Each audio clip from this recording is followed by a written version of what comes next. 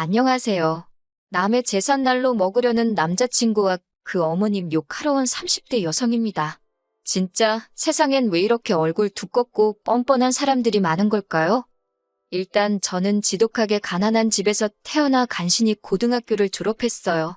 성실하지 못한 아버지와 몸이 약한 어머니는 저를 양육하는 데는 별 관심이 없으셨고요. 정확히 말하자면 아버지는 당신밖에 몰랐고 어머니는 그럴 정신적인 여유도 체력도 없으셨습니다. 아버지는 생활비도 거의 가져다 주지 않으셨는데 그렇다 보니 어머님은 늘 당신의 형제들이나 이웃들에게 돈을 빌리기 바쁘셨지요.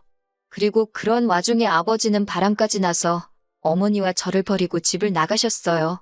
지금도 어디서 어떻게 살고 계신지 몰라요. 제가 고등학교를 졸업하던 시기에 어머니는 암으로 돌아가셨습니다. 그리고 부끄럽게도 저는 어머니가 암인지 몰랐지요. 지금에서야 생각해보면 딸인 저한테 힘들다 말 한마디 편히 못하시고 얼마나 고생하셨을까 싶어요. 아무튼 힘들게 어머니 장례를 치르고 어머니 유품을 정리하다 제 이름으로 된 통장에 1,500만 원이 있다는 사실을 알게 되었습니다. 이모와 외삼촌에겐 말하지 않았어요. 어머니가 살아생전 빌린 돈이 얼만지도 모르겠고 당장이라도 저한테 갚으라고 할까봐 무서웠거든요. 이후로 어머니와 살던 전세방 보증금 3천과 통장만 들고 무작정 서울로 올라왔네요. 제가 나고 자란 지역에서는 3천으로 방 2개짜리 전세가 가능했는데 서울에 오니까 물가가 장난이 아니더군요. 그래도 운 좋게 몇 날 며칠 동안 발품을 팔아서 그나마 해가 아주 조금 들어오는 반지하 방을 구했어요. 그리고 곧이어 아르바이트도 구했고요. 식비를 해결하기 위해서 햄버거를 점심으로 주는 햄버거 가게와 폐기된 도시락을 주는 편의점에서 일을 시작했지요. 하루에 12시간 내내 서서 일을 하니까 집에 오면 다리에 감각이 없는 것 같대요. 그래도 그때는 일단은 무작정 돈을 모아야겠다는 생각에 힘든 줄도 모르고 일을 했어요. 1년쯤 지나서는 햄버거 가게에서 같이 일하던 친구의 소개로 대형 프랜차이즈 뷔페로 가게 되었습니다. 주방 쪽 일을 하면 돈을 더 준다고 들었거든요. 그런데 돈을 더 받는 게 아니대요. 요리를 할 때마다 불에 데이고 기름에 데이고 그래도 하루 장사 끝나고 남는 음식은 싸가도 뭐라고 안 하니까 그건 참 좋더라고요. 그러다 제 인생에도 기회라는 게 찾아왔어요. 하루는 회사에서 기존 계약직이나 아르바이트생들만을 대상으로 정직원을 뽑는다고 공문이 내려왔거든요. 물론 솔직히 처음엔 별 관심을 두지 않았습니다. 고졸에 특별히 내세울 만한 기술도 없는 저였으니 제 자리가 될 거라고는 생각도 못한 거지요. 그런데 들리는 말이 학벌도 안 보고 나이고 기술이고 그런 것도 안 본다는 거예요. 그동안 보여준 성실성과 주변인들의 평가가 가장 중요하다고요. 다른 건 몰라도 주변으로부터 너 참 성실하다, 책임감 있다 소리는 많이 들었으니 어쩌면 내가 될지도 모르겠다. 그런 허무맹랑한 자신감이 어디서 나온 건지 모르겠지만요. 아무튼 그렇게 지원을 했는데 보란듯이 제가 합격을 해서 본사 소속 마케팅 팀으로 들어가게 되었답니다. 정말이지 서울살이 5년 만에 회사를 다니는 평범한 직장인이 되었다는 사실에 좋아서 몇 날 며칠 들떠서 지냈어요. 이후로 몇 년은 회사와 집만을 오가며 살았습니다. 삶에 대한 목표랄 것도 딱히 없었고 일 말고 달리 뭘 하고 싶다는 욕구도 크지 않았거든요. 그런데 그런 제가 동료들 눈에는 외로워 보였던 건지 언젠가부터 자꾸 소개팅을 하지 않겠냐고 저를 떠보더라고요. 사실 아버지에 대한 안 좋은 기억 때문에 남자를 만나고 싶은 생각은 전혀 없었는데 그렇다고 동료들한테 이런 이야기를 할 순 없잖아요. 그렇다고 무작정 안 한다고 하자니 그것도 괜히 미안하고 그래서 결국 첫 소개팅을 하게 되었는데 그 자리에서 남자친구를 만나게 되었지요. 이후로 어느 다른 연인들처럼 울고 웃으며 연애를 했습니다. 데이트는 일주일에 1번 내지 2번을 했고 말이 나와서 말이지만 비용은 거의 똑같이 반반씩 냈어요. 어린 시절 주변에 아쉬운 소리를 많이 하던 어머니를 생각하면 남에게 신세 지는 게 죽기보다 싫었거든요. 그리고 제가 또 연애를 해본 적이 없었으니 남자한테 얻어먹고 선물 받고 그러는 게 생소하기도 했고요. 그리고 그렇게 1년 정도 사귀었을 무렵 남자친구가 결혼 이야기를 꺼내더군요. 언제까지 숨길 생각도 아니었고 저도 안정된 가정을 꾸리고 싶었지만 막상 프로포즈를 받고 나니 제 이야기를 어디서 어디까지 어떻게 털어놓아야 하나 싶어서 바로 대답을 해주지 못했어요.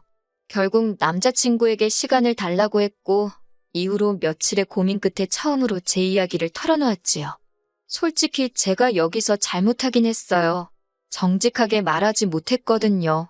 차마 아버지가 저와 어머니를 버렸다 소리는 할 수가 없어서 그냥 부모님 두 분이 이혼하셨고 이후로 아버지는 재혼을, 어머니는 운명하셨다고만 했네요. 이후로 어머니가 남겨주신 재산으로 서울에서 자리를 잡았다고요. 그런데 제 이야기를 들은 남자친구가 잠깐 말이 없더니 이내 저더러 많이 힘들었겠다며 어깨를 감싸주었습니다. 그리고 그런 남자친구의 태도에 이 남자라면 내 아버지와는 달리 평생 내 옆에 있어줄지도 모르겠다는 생각을 하게 되대요. 그래서 결국 저희는 부부의 연을 맺기로 약속했습니다. 제 경우 10년 넘게 꼬박 돈만 벌어 모았더니 모아둔 돈만 1억이 넘었어요. 그리고 회사에 입사하고 얼마 지나지 않았을 무렵 아파트 한 채를 샀는데 그게 또 많이 오른 상황이었지요. 아파트를 살 수 있었던 건 그게 지금으로부터 거의 10년 전이기도 하고 그때 부동산 값이 많이 떨어져 있었거든요. 그래서 살던 반지하에 보증금에 모아둔 돈을 보탰고 정규직으로 회사를 다니게 되니까 대출받는 것도 비교적 수월하더라고요. 그래서 과감하게 1억을 대출받아서 서울 강북에 있는 아파트를 하나 산 거였어요. 그리고 외에도 주식이라던가 약간의 재산이 있었기에 이리저리 계산해보니까 제 재산이 8억이 넘더라고요.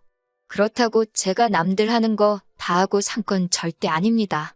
제주도 한 번을 못 가보고 커피 한 잔 마시고 싶은 거 꾹꾹 참아가며 모은 재산이었지요. 반면에 결혼하자던 남자친구는 가진 재산이라곤 달랑 6천만 원에 대출 낀 자가용 한 대가 전부였어요. 남자친구가 직장 생활을 거의 8년 가까이 했다 들었기에 처음엔 6억을 6천으로 잘못 들었나 싶을 정도였지요.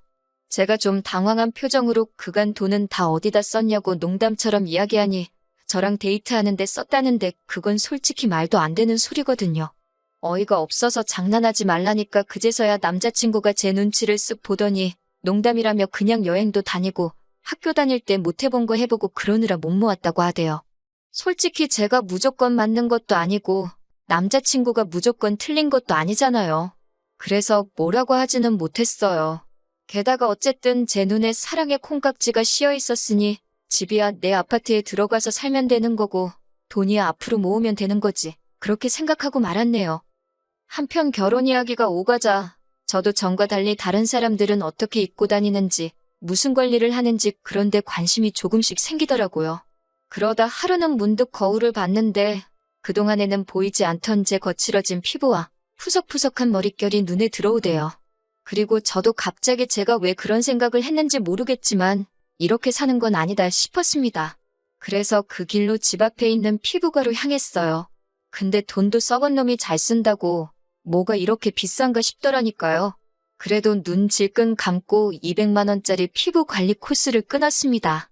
그리고 이후로 미용실에 가서 두피 관리도 받고 무슨 영양 케어라나 그런 것도 해봤지요. 이튿날은 아침에 마사지를 받고 바로 네일샵으로 이동해서 손톱도 만지고 마지막으로 백화점에 가서 좋은 옷 한 벌 구두 한 켤레 그리고 가방도 하나 샀네요. 총 500만 원 썼어요. 돈을 써서 그런지 거울 속 제 모습이 낯설지만 보기 좋더라고요. 기분이 한껏 좋아져서 의기양양한 태도로 남자친구를 만나러 갔지요. 남자친구를 만나자마자 나 어떠냐고 물어봤어요. 알아봐줬으면 하는 마음이 있었으니까요. 그런데 남자친구가 저를 보더니 조금은 놀라고 당황한 눈치였어요. 약간은 언짢아 보이기도 했고요. 그리고는 저더러 이게 다 무슨 일이냐며 신경 좀 쓴 것 같네 그러대요. 저는 그때만 해도 그게 빈정거리는 소리라곤 생각을 못하고 맞다고 모처럼 돈 좀 써봤다고 했지요. 그러자 남자친구가 꽤나 심각한 표정으로 이런 건 상의를 하고 써야 되는 거 아니냐고 그래요. 이제 결혼하면 공동재산인데 벌써부터 이렇게 독단적으로 마음대로 쓰면 안 되는 거라나요? 좀 황당하더라고요. 까놓고 말해서 제가 벌어서 제 돈 제가 좀 쓴 건데 무슨 말을 저렇게 하나 싶었으니까요. 결국 제가 짜증을 참지 못하고 우리 아직 식을 올린 것도 아닌데 벌써부터 공동재산 운운하는 건 좀 아니지 않냐고 받아쳤어요. 그런데 남자친구가 한다는 말이 우리 어차피 곧 결혼할 사이니까 미리미리 같이 관리하면 좋은 거 아니냐고 그래요. 그러면서 자기는 제가 검소하고 낭비를 안 해서 좋은 건데 벌써 이렇게 다른 모습을 보여주면 곤란하다나요? 검소하고 낭비를 안 해서 좋다는 말이 그때 굉장히 귀에 거슬리더라고요. 마치 저더러 앞으로도 계속 궁상맞게 지냈으면 좋겠다는 식으로 들렸으니까요. 그래서 제가 그냥 결혼 안 하는 게 낫겠다 그래버렸네요. 제가 남자친구를 사랑하는 것도 사실이고 가족을 원한 것도 사실이었지만 그렇다고 계산을 아예 못하는 바보는 아니었으니까요. 그러자 남자친구가 저더러 진심이냐면서 실망이랍니다. 그래서 미안하다 했어요. 그리고는 먼저 카페를 나섰지요. 그러자 남자친구가 이내 쫓아나와 저를 잡대요. 자기가 너무 돈똥거린 것 같다고 미안하답니다. 그래서 그때는 그냥 넘어가기로 했어요. 남자친구가 달라진 제 모습에 놀라서 말이 헛나왔다며 몇 번이고 다시 사과를 해왔거든요. 그런데 이번에는 정말 도를 넘어도 한참 넘었지요. 결혼식을 3주 정도 앞둔 어느 날이었어요. 어머님께서 저에게 하실 말씀이 있다며 잠깐 만나자 하시더라고요. 그렇게 어머님이 오라는 카페로 나가니 웬 흰 봉투 하나를 주시대요. 그러면서 저더러 열어봐라 하시길래 전 솔직히 뭐 필요한 거 사라고 돈이라도 얼마 주시는 줄 알았네요. 근데 그게 아니라 웬 날짜가 적혀 있더라고요. 어머님이 하시는 말씀이 저희 혼인신고하는 날을 받아오셨답니다. 결혼식 날짜도 안 받고 저희가 정한 건데 혼인신고 날짜를 받아오셨다니 좀 의아하긴 했어요. 그리고 저는 혼인신고는 좀 천천히 할 생각이었거든요. 일전에 남자친구가 어머님이 예전에 들어주신 거라며 청약 통장을 보여줬는데 10년도 넘게 부었더라고요. 그러니 솔직히 말해서 굳이 혼인신고를 일찍 할 이유가 없잖아요. 제가 이미 아파트가 있으니 남자친구가 저랑 혼인신고를 하게 되면 그 청약 통장은 무용지물이 되는 거니까요. 그래서 어머님께 솔직하게 말씀드렸어요. 그러자 어머님이 좀 못마땅한 표정을 하시더니 그러면 아파트 명의라도 공동명의로 바꾸라는 겁니다. 뜬금없는 아파트 공동명의 이야기에 무슨 말씀이시냐고 되물었어요. 그러자 어머님께서 아니 부부가 되는데 아파트도 당연히 공동명의를 해야 하는 거 아니냐고 하시는 거예요.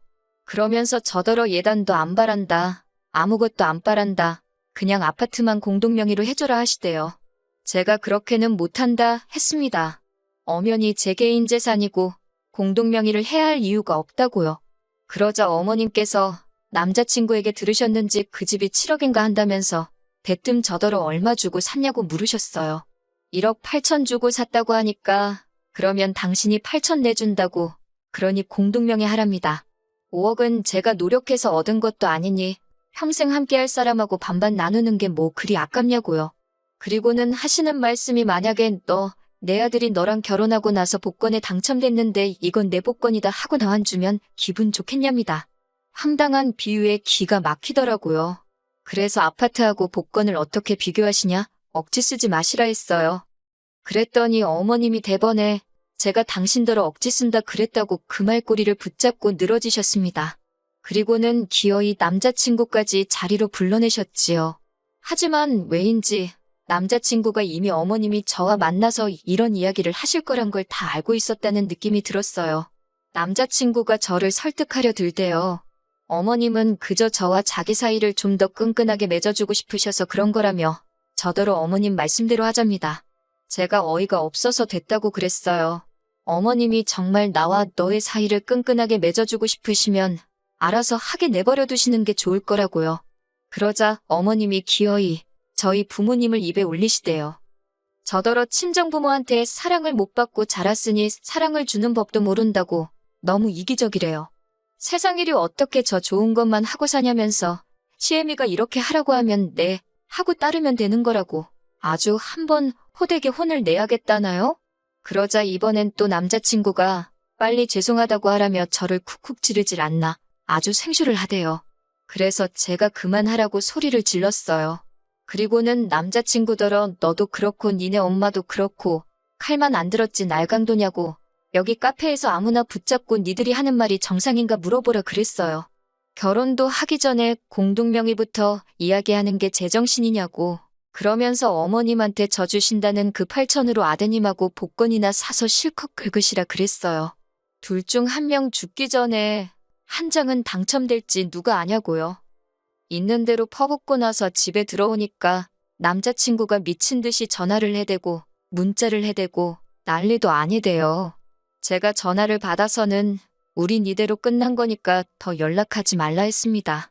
그러니까 청첩장도 다 찍었는데 이렇게 나오면 곤란하다나 이런 것도 위자료 청구가 된다나 어쩐다나 진짜 누구를 뭐로 보나 싶어서 한번 제주껏 위자료 청구해보라 했습니다. 그러니까 그새 또 태도를 바꾸고는 자기가 말이 심했다며 미안하다는데 진짜 뭐 이런 놈이 있나 싶대요.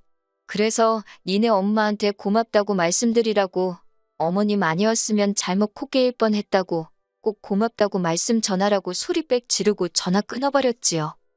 이후로 한동안 남자친구는 계속해서 연락을 취해왔어요. 하루는 제 회사 앞에서 기다리고 있기도 했고요.